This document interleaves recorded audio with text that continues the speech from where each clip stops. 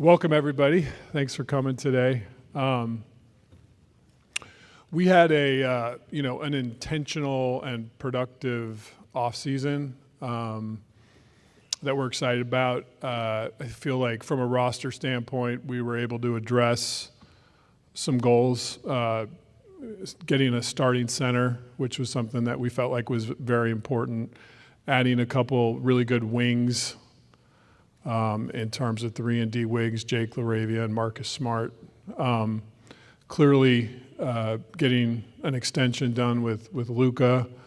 In addition, having LeBron choose another year with the Lakers as opposed to entering free agency, all positive and productive things for us as a basketball team. And in addition to that, too, recently extending JJ's contract just to make it clear that he's, the basketball leader in terms of our coaching and on-court performance. So lots of business done in the offseason. Of course, now the games will begin next month. Training camp gets going, obviously, next week. So just wanted to welcome everyone here. We're excited about the season, excited to work with you guys as partners, and here to answer questions, both JJ and I. Jim Hill, CBS 2, KCAL 9. First of all, congratulations. Good luck this year.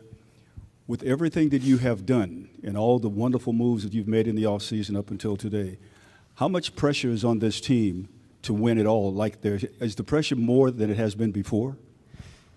Yeah, I think JJ and I are both so much about process, and we had a process. We were very methodical with what we wanted to accomplish in the offseason, and now we're going to dive into the process of having this team come together and be a great team. That starts on Monday with our first team meeting. So that's where we're going to really put our attention and focus, is into the process of making this team great and starting by coming together as a group on Monday.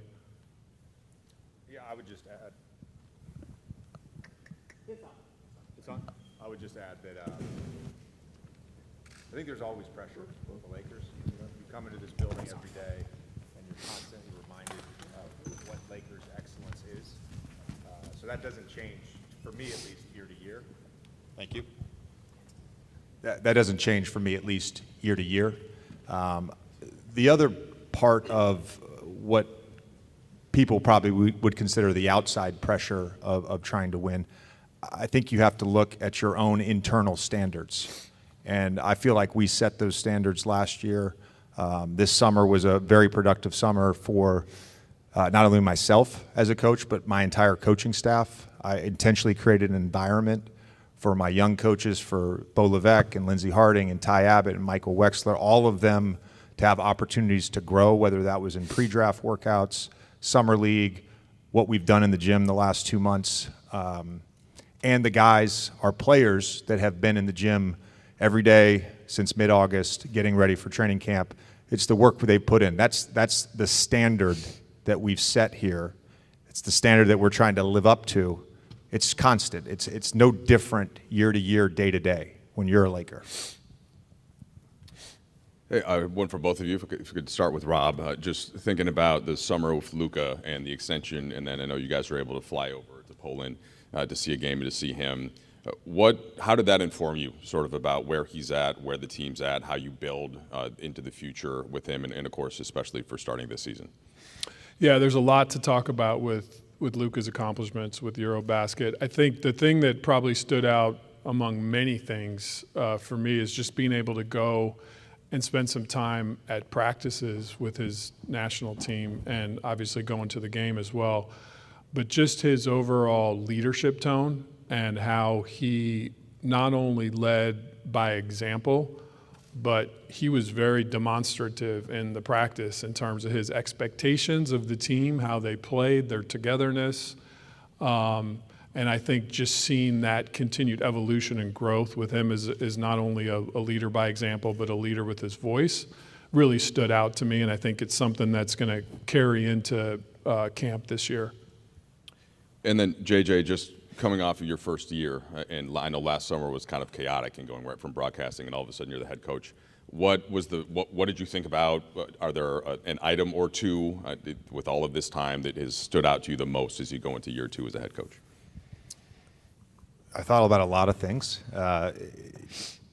You certainly reflect on the previous season, both successes and failures, and you do a lot of self-assessment, and that was really where I spent a lot of the first probably 4 to 6 weeks was on sort of self-assessment. But I would say the two words that immediately, when you ask that question, pop into my mind are philosophy and methodology. The philosophy of how we want to play, the methodology as a coach of how I want to teach that. And so that's where I spent a lot of time this summer. Good to see you both. Hey, Rob. This is going to be LeBron's 8th season with the Lakers. It's going to be the first time he's in a contract year. How does that affect your team building process as you not only have to take into account this year's roster, but the optionality of the team for years to come? Yeah, I think we've talked before. The first thing we want to do in terms of LeBron and his future is just give him absolute respect to choose his story with his family in terms of how many years he's going to continue to play. He's earned that right, and he's the best one to talk about that in terms of how many years he'd like to play. But we were very intentional this summer in terms of the pieces we add with Luka and LeBron once LeBron opted in, making sure that they had the necessary pieces around them to be on a really competitive, strong team. And we built into that and for that. In terms of the future, obviously, again, with what I started your question with, first things first would be for him to be able to make the decisions he wants to in terms of how long he wants to play. We're going to continue to honor and respect that and let him speak into that. You kind of answered that. I just want to put a point on it, though. If he was interested in extending beyond this year, are the Lakers interested in having LeBron James as part of the team? Yeah, I think I've said before in a previous question, we would love if LeBron's story would be to retire as a Laker. That'd be a positive story. And one for JJ, congratulations on the extension. I'm just curious, your comments on having that vote of confidence from the organization entering into your second year as head coach. Yeah, Rob and I, we have a lot of the same philosophies on life, and one of the words we always talk about is gratitude.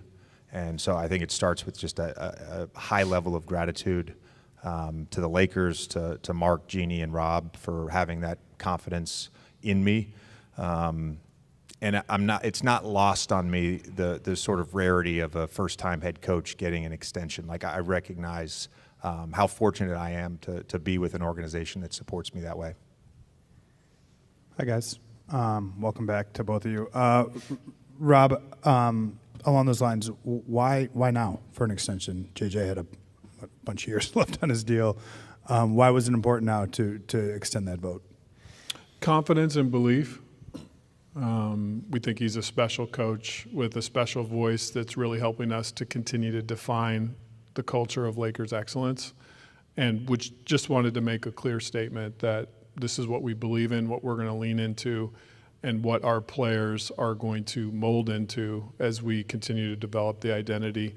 I think having long-term planning is helpful as we build this team and go forward. And then as just sort of a matter of procedures, will you have access to all your players here at the start of training camp? Is anybody dealing with anything in terms of injuries that won't be available as you guys start next week? Yeah, so the players, as you know, they're going through their preseason physical process as we speak. So that's probably a question best answered on the other side of those. But right now we're feeling good about our group and guys' readiness to play. JJ, for you, I'm curious, having the offseason, what have you kind of thought about in terms of LeBron and Luka and Austin, kind of working those three together? You guys had to do it really on the fly last year.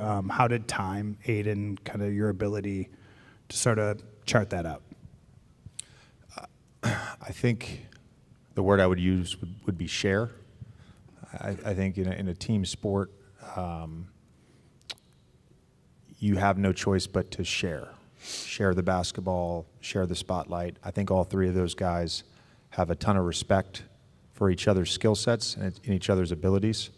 One of the takeaways, I met with Sean McVay in May, a few weeks after the season ended, and spent the whole day with the Rams. And I got about 3 hours alone with Sean, and we were picking each other's brains, and it was very helpful. But one of the takeaways from that was utility plays. You know, that's something that is a football term, and I think every basketball team has those utility plays. And so it's the utility plays are plays where all three of those guys feel involved in some capacity, and they're sharing the court together. Duke to win with the LA Times. JJ, following up on what you said earlier about philosophy and methodology, what were kind of your takeaways of where you are as a coach early in your career in terms of those two things, philosophy and methodology? Philosophy, I think it's just continued growth for how I want this team to play. And I want to be clear, that's not how I want to play. Like, a job as a coach is to figure out what is best for the group. And I think methodology, that was a lot in the self-assessment, and then a lot in talking with Sean McVay, spending some time with Tom Brady this summer. It was about figuring out what's the best way. How did Belichick do this? You know, how does Sean do this? Obviously talked to a ton of NBA coaches, was fortunate to spend 2 days in Chicago a couple weeks ago, and picked a bunch of coaches' brains on some things. So again, it's really just about continued growth for myself, for my staff, and I feel like we all are in a good place to serve this basketball team and our players. How did those connections start with Sean McVay and Tom Brady? Were those new this season, or have you done something similar before? So prior to being hired by the Lakers, I spent a lot of time with coaches, and Sean was one of those guys outside of basketball that I developed a relationship with. Very close friends with Andrew Whitworth, so Whit hooked us up and talked with him a bunch. We wanted to get together prior to last season, but moving and getting the kids in school, we didn't find a day. So feel lucky I got to do that with him. Rob, JJ, thanks for the time. Rob, I want to start with you. Dave mentioned LeBron obviously could be a free agent after the season, expiring contract. Over half your roster could be free agents by next summer. Just wondering, how do you, and you've mentioned the flexibility, that being a priority, how do you anticipate that playing out? I guess what are the hopes of that dynamic going into training camp, going into the season, and how that plays out with so much flexibility and, guys, Yeah, I think the key is, I like the word optionality better, I think, than flexibility. I think we've all seen the impact that this new NBA, CBA system, or relatively new system, has had on teams. And one of the things that's really hard is if you get trapped above the aprons, over the aprons, deep into them, you lose your optionality. And we, again, have been very disciplined and intentional on how we put the roster and cap together to lean into that optionality. Now, that said, I don't see optionality as a word that applies to the distant long-term future. That optionality could be now. It could be if there is a move to be made, we have the optionality to look at it, study it, and decide if it helps our team. That said, JJ and I have a high level of confidence in this group. And I think early in the season, we're going to get a sense of where some of the needs might arise. I think as a general rule, we've talked before, you like 20, 25 games to kind of see what the makeup of your team looks like and see where it's at, and then you start evaluating those roster moves. But we feel good about the optionality. At the same time, we really like a lot of the players that are on short-term contracts, and you could use that optionality to keep those players as well. So we'll continue to evaluate. And then JJ, for you, going into training camp last year, you had determined and revealed the starting lineup going into the season. I was wondering if you'd made the same determination this season or going to this season, and if so, if you'd be willing to share it. I haven't spent that. It's not that important to me. I haven't spent a ton of time thinking about it. We certainly have a number of players, you call it 7 or 8, that are starter level players in the NBA. I do know this. I did say that last year.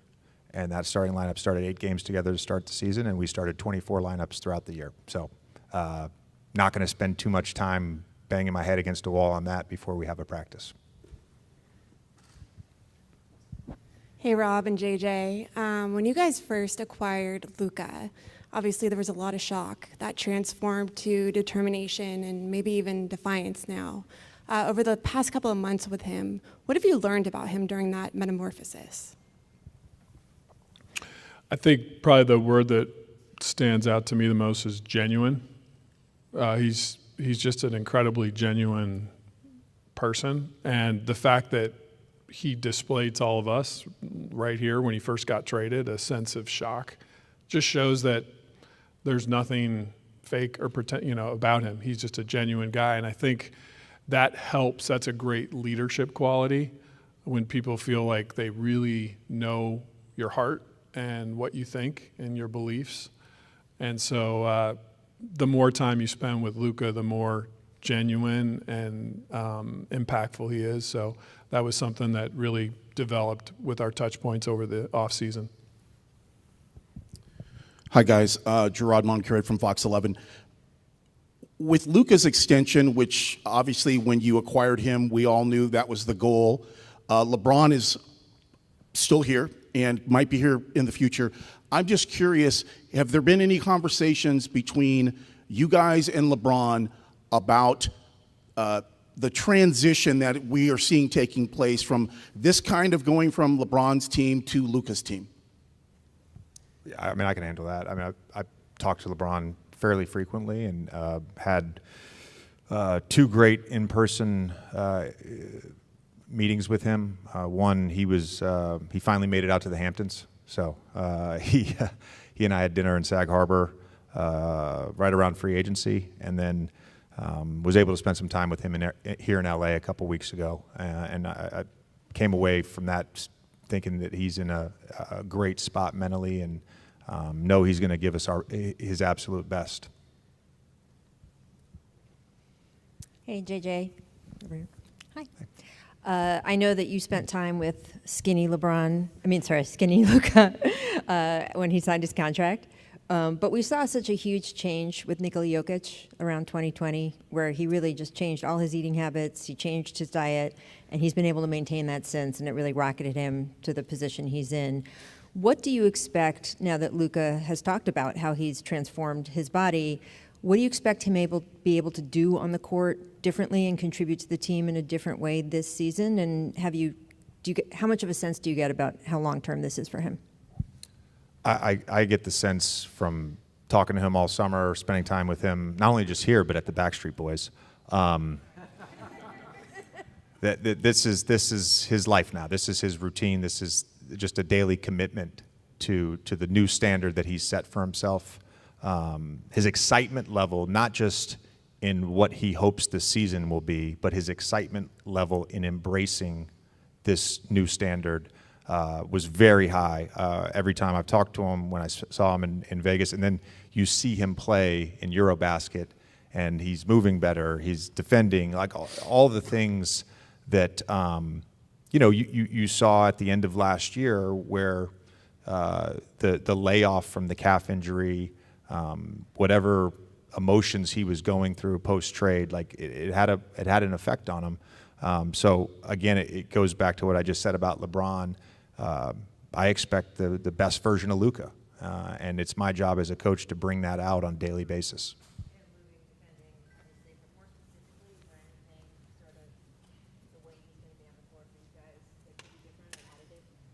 Well, I would say this: we've asked all our guys to be in championship shape, and not starting on Tuesday. And so the commitment level across the board from our team has been very high this summer.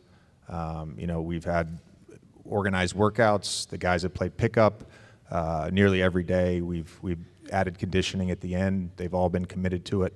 I think for me, that's probably the biggest thing. It's not a basketball thing that he can or can't do. It's just all of us being in elite shape.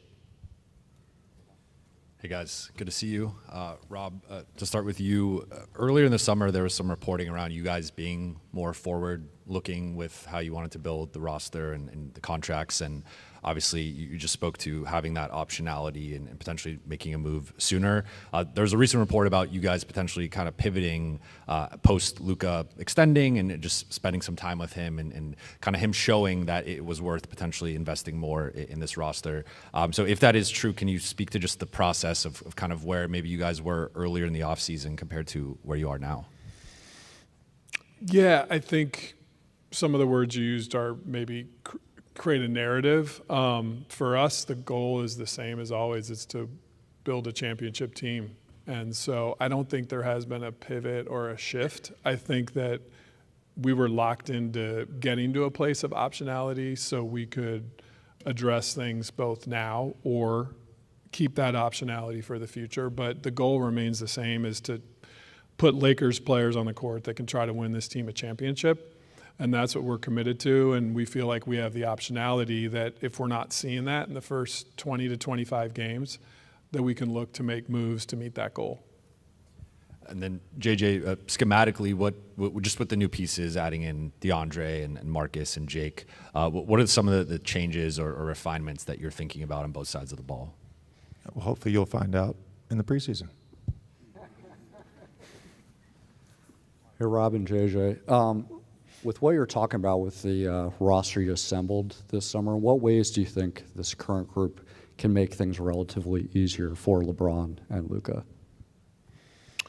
Yeah, I'll talk a little bit to it and then let JJ address this. I mean, first and foremost, having a true center that is both great in the short roll when you have Deandre Ayton in pick and rolls with Austin Reeves, Luka, and LeBron.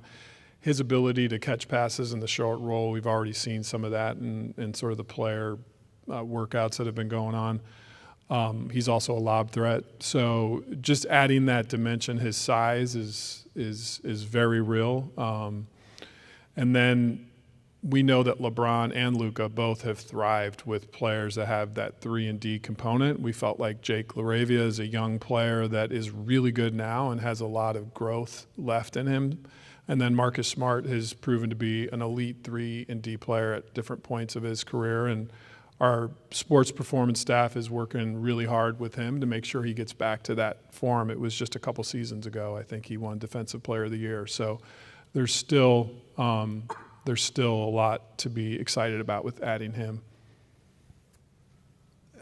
I mean, Rob covered most of it there. I think just touching for me a little bit on Jake, who didn't have his option picked up as a rookie for his fourth year. So probably unexpected that he ends up being a free agent this time a year or two ago. And so to get a young player in free agency for a team that is trying to win a championship, it's an incredible opportunity for myself and our player development department to have him continue to grow. I'm very high on him. His level of commitment to what we've asked of the guys this offseason has been very high. And obviously played against Marcus, played against Deandre. Marcus and I had many battles, 13 stitches over my left eye one time. Played him in the playoffs. I know what I'm getting out of Marcus on a daily basis, so really excited to have him as part of our group. And Deandre's been here the last couple weeks playing with the guys, and just super impressed by his size, his agility, his hands. I think he's going to make a wonderful pick-and-roll partner for Luka. Hey, guys. JJ, I guess I'm wondering, through your conversations this offseason pertaining to Tom Brady and Bill Belichick, what's required to reach that level of greatness and success? It's actually very simple. It's just a daily commitment. And so, I'll share this with you guys. My team, they already know this because that's all I've talked about all summer. But, we're going to ask of guys to be in championship shape, have championship communication, and championship habits. And that's a daily commitment to that. Our guys this summer have been awesome. I know LeBron is always committed to those things. Luka's been committed. So to me, that's what it is. It's a daily commitment. And Saban has this thing. It's don't tell me, show me. And so that's what we're asking of our players. Guys, Law Murray at The Athletic. Good to see you guys. So this time a year ago, you had D'Angelo Russell at point guard, Anthony Davis at center. Now you have Luka Dončić at point guard, if you want to use those positions, and DeAndre Ayton at center. So for JJ, from utilizing the pieces standpoint, Rob, the roster fit standpoint, like how do you kind of assess the similarities and differences of how you feel about those positions today versus where you were this time a year ago? Are you asking me to compare players? Compare like just the preparation that you have, given the players that you have. Yeah, I go back to the philosophy of how do I want this team to play? How do I put this team in the best position? My staff and I, we were talking the other day just about, our early offense formations and what best fit last year's group, versus what is going to best fit this year's group. And so you are constantly sort of evaluating those things. With Deandre, it's like, all right, what are the quick hitters we use for AD, to get him an easy bucket here and there, or to get him a touch. So you certainly feel good. I felt really good about our roster coming into last season. I feel good again. Hi. Yeah, I have a question on each of you. And first for JJ, do you see anything different from Rui compared to last season? I would describe Rui as a joy to be around every day. And that joy is almost always there. And what I've seen just in the last few weeks, just a higher and higher level of confidence. And I think you still have to look at him as a young player in this league. And I think for any young player, as your confidence grows, your joy grows, your production and output grows. So, again, it's small, nuanced things, but Rui's playing with a lot of confidence. He's carrying himself with a lot of confidence, and it has been and is just an absolute pleasure to coach. And for Rob, you already talked about the player's expiring contract. And what do you think Rui's future looks like with the Lakers? Yeah, like JJ said, just seeing his growth from the time we traded for him, it feels like every season he's just gotten a little better at something. And just being around in the last couple of weeks, you can tell there's a confidence in his spirit and a comfortability with this place and JJ and his staff. It just exudes out of Rui. So I think this year is going to be another jump up for him, and he's a really, really important player for our team. Hey, JJ. Obviously, getting DeAndre in the offseason was a big acquisition. Just would love to hear you just expand on how important of a role he's going to have, how critical he's going to be to this team, and just what some of your expectations are for him as the season begins. His expectations are no different than any other player. I'll just say that. Again, it goes back to the daily commitment to those three things.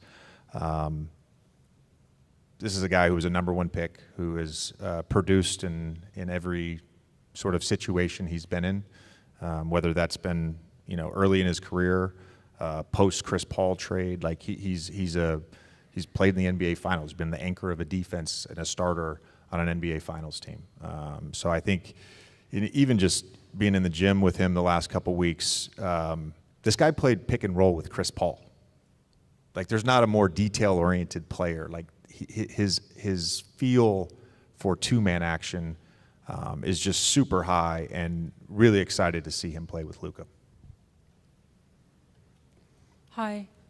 So you mentioned that you know what you're going to get out of Marcus. What's the hope for what he's going to add to this team? I would say toughness. I've already told him this, like we need his voice. That's part of communication. His competitive spirit, and defensively, he probably went a little bit under the radar because of the last 2 years, but he still grades out in nearly every metric in 80th percentile or higher, so he's still a very versatile defender. And to me, he's always been a little bit of an underrated playmaker. I think with Austin and Luka, those guys are obviously going to be primary ball handlers for us, but Marcus can be that secondary ball handler. Hey, right over here, Jordan. Wanted to ask you about Austin Reeves, a person who has been extremely low profile every single summer, but he's in here every single night, every single day, and just the way he's improved his game every single season, and some things that you've seen about him, because I know a lot of times during the summer he's very low key, but I know he's been in the lab probably more than anybody too. I mean, when he's not on the golf course. That guy shot a 65 this summer. Make sure you ask him about that on Tuesday. No, it's been a constant comment from our staff. He's been the best. Every day he's been in the gym, he's been the best player in the gym. But I see, again, this goes back to last May, all summer. His body is really good right now. Like, he's really strong. His burst, his athleticism, it's evident that he spent a lot of time working on his body this summer. Rob, last year at this time you mentioned a willingness to trade your first-round pick if it brought a sustainable Lakers excellence. Obviously, that happened with the acquisition of Luka. Is that still the kind of player that's required for a first-round pick to be traded away, or has the market or needs on the roster changed that? I think I would just say it again. If a transaction comes to us that leads to sustained Lakers excellence and puts us in a position to increase our odds of winning a championship, we would put future draft capital in to make that move. JJ, in looking back at the things you learned during your first season coaching, were there elements like pacing yourself through an entire season, emotionally, spiritually, when to figure out the proper time to change, like sort of long view type things that you learned? Yeah, and again, it goes back to one of the earlier questions where I talked about that first 4 to 6 weeks. That was like, my second interview during the NBA Finals with RP. The last question he asked me, he said, "All right, well, if Boston wins tonight, and I offer you the job, are you ready to get to work?" And I said, "Yeah, absolutely. Like, of course." So I come off literally the busiest year of my life and go right into this. Hire 17 people, then right into the season. And obviously the season is a lot. It's a lot for a player, coach, it's a lot for Rob, it's a lot for fans. Like, it's a lot. So I really use those 4 to 6 weeks to like do a lot of self-assessing, spend a lot of time talking with my performance coach. And yeah, there's a lot of stuff I learned. And some of that is finding the balance of my own sort of competitive edge with what the situation requires. I'll give you an example. And I told some of you guys after the season, like, I'm on a game day. I'm not going to turn off. And I've got to have the ability when I come talk to you guys to turn off. JJ, this may seem a little awkward or off the wall, but coaching guys that you've played with, how does that work? I mean, is there any awkwardness at first? Do you guys kind of fit into the roles right away? I mean, how does that work anyway? It's actually, I've never been asked that before. Not awkwardness. I, as a player, had the same interest in people that I have as a coach. So my ability to care about people and develop relationships with people, that hasn't changed. And so if a player played with me, they know that's how I am. And so it's actually the opposite of awkward, to be honest with you. It's actually very natural. One quick one and kind of a bigger picture question for both of you, Rob. In regards to Rui, he is extension eligible, and he's been a very good player for you guys since you acquired him. Have you guys had any extension conversations, and how does that sort of fit in with the optionality that you're also trying to create? Yeah, so I think the best thing to say is we feel strongly about Rui and we don't make it a practice when we're in discussions with someone on a contract to talk about it. So I'll just kind of leave that one to the side. And then big picture, JJ, you mentioned Mark Walter's name. We haven't really talked about that yet. It's a pretty big thing that happened in this organization this summer. How has that affected day to day for you guys? I know the sale has not closed yet, but just curiously, how has that affected kind of the way that you guys have done your jobs here since that happened in June or whenever? Mark's an incredibly exciting leader. And as you said, the transaction's still in process. But one thing that's clear about Mark is he has a strong level of belief in the operations of this place, and led by Jeannie Buss, and part of our future will continue to be led by her with the day-to-day operations. But Mark is just an incredible resource and visionary, and I don't see there being big changes. Hey, JJ. Dalton is a guy that you guys were really high on when you drafted him. Admittedly, a weird end to last season, weird summer league. What have your conversations been like with him this offseason, or what have you seen from him in the gym that makes you confident that he could get back to the guy he was at the beginning of last season? Dalton's in a really good spot right now. I've had a number of conversations with him throughout the summer. They've all been very positive. I really believe this. The guy did too much after the season, and I think in summer league he was burnt out. He was coming in here at 5 a.m., getting shots up, then doing 2 workouts with our summer league staff and in the weight room. We had our last conditioning run of the preseason today, and he beat everybody by a long way. He's in phenomenal shape. He's in a great spot mentally. He's played well throughout September. Thanks, everyone. Everyone good? Thank you.